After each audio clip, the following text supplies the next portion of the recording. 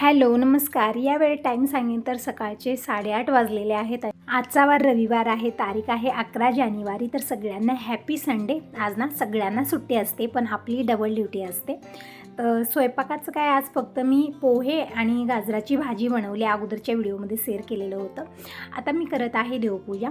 तर आज ना थोडंसं मला लेट झालं, म्हणजे सकाळपासून आमकटमक सुरूच होतं. काल गॅदरिंग बघायला गेलेलो होतो, त्यामुळे रात्रीची सगळी कामं ठेवलेली होती, सगळी सकाळी आवरली, त्यामध्ये लेट झाला. नंतर ना थोडंसं मी असंच बसलेली होती निवांत सकाळी. आता तुम्ही चालताय सकाळी इतकी घाई असते आणि तू निवांत बसलेली होते. तर आज काम करायचं अजिबात मूड नव्हता, काही करू नये असं वाटत होतं.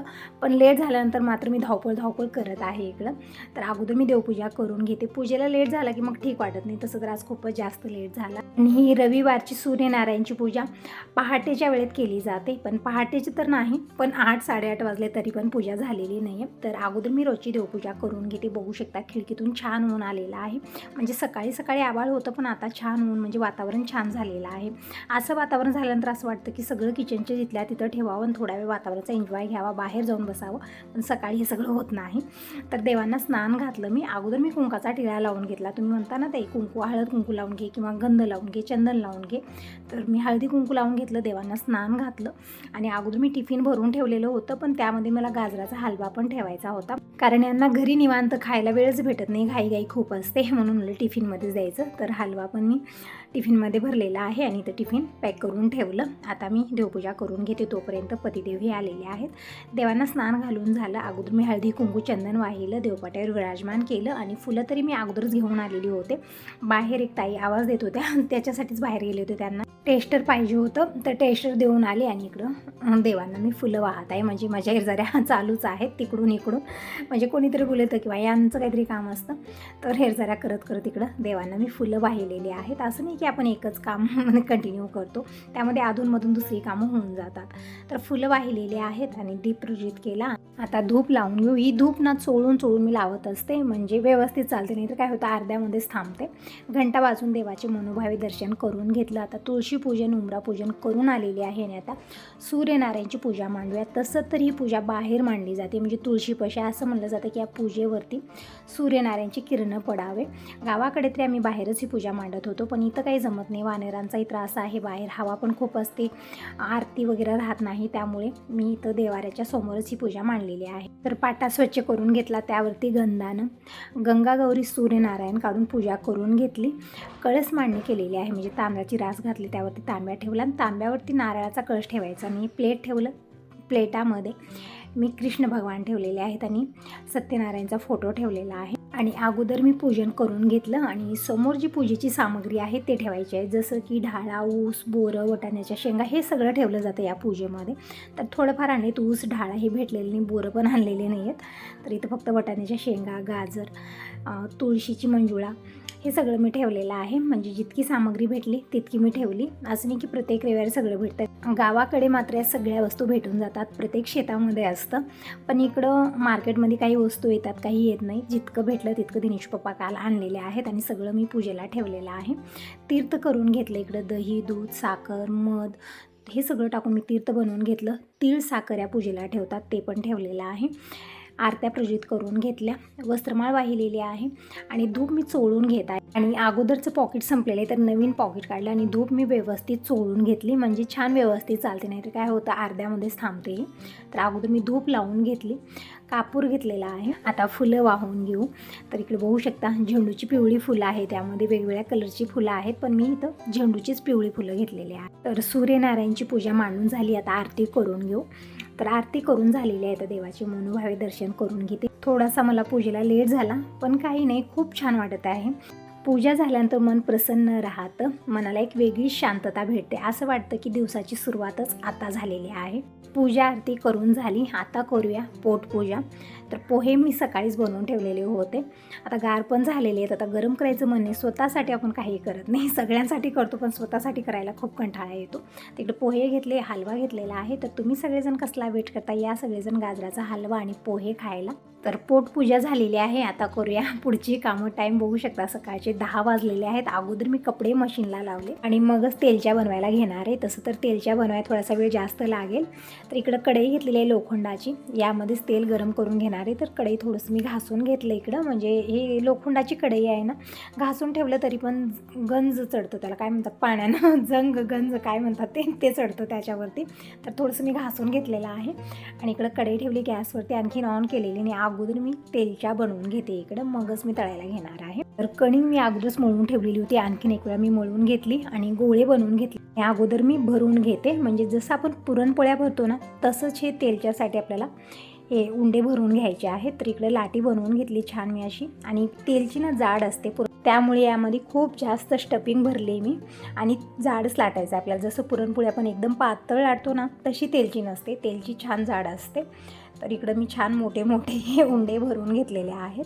सगळेच उंडे भरून घेते आणि मगच लाटायला घेते.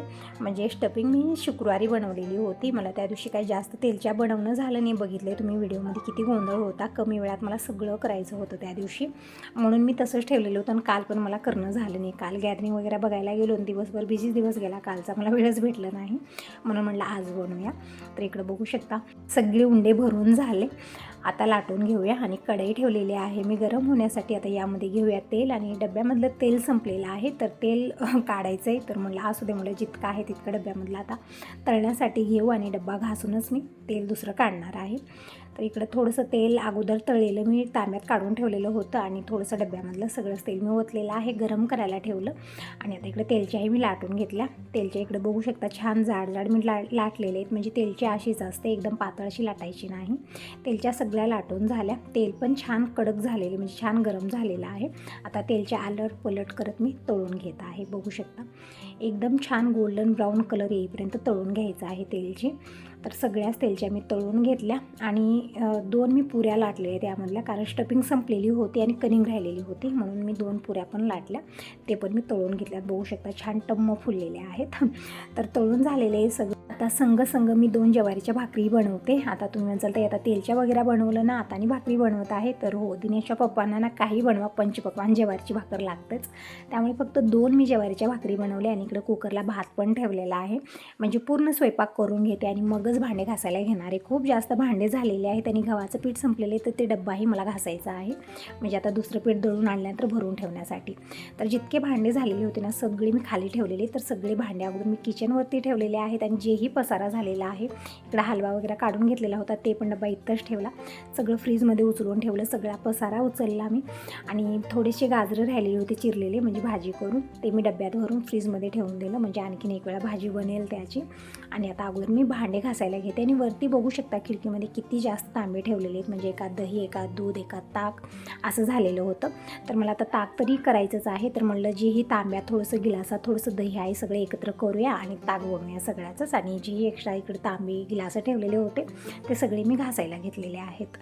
तर इकडे लिक्विड घेतलेले भांड्याचं, म्हणजे खूप जास्त भांडे आणि तेलकट आहे ते भांडे, तेलकट चिकटपणा सगळा जाण्यासाठी हे लिक्विड खूप छान आहे. तर चमच्यावर लिक्विड घेतलं आणि सगळे भांडे मी घासून घेतलेत. बघू शकता एकदम छान चमक आलेली आहे भांड्याला, म्हणजे सगळा चिकटपणा गेलेला आहे. आणि डब्बा वगैरे सगळा मी घासून घेतला. आता सगळे एक एक धुवून घेते. आणि दुधाचं जे पातेलं आहे ना मी तव्यावरती ठेवलं, म्हणजे लोखंडी तवा जास्त वेळ गरम राहतं ना, त्यामुळे दुधाचं पातेलं मी त्यावरती ठेवते, म्हणजे दूध निमान गरम होत राहतं. तर सगळा किचनवरचाही पसारा मी उचलून खाली ठेवलेले आहे. भांडे घासून झाले.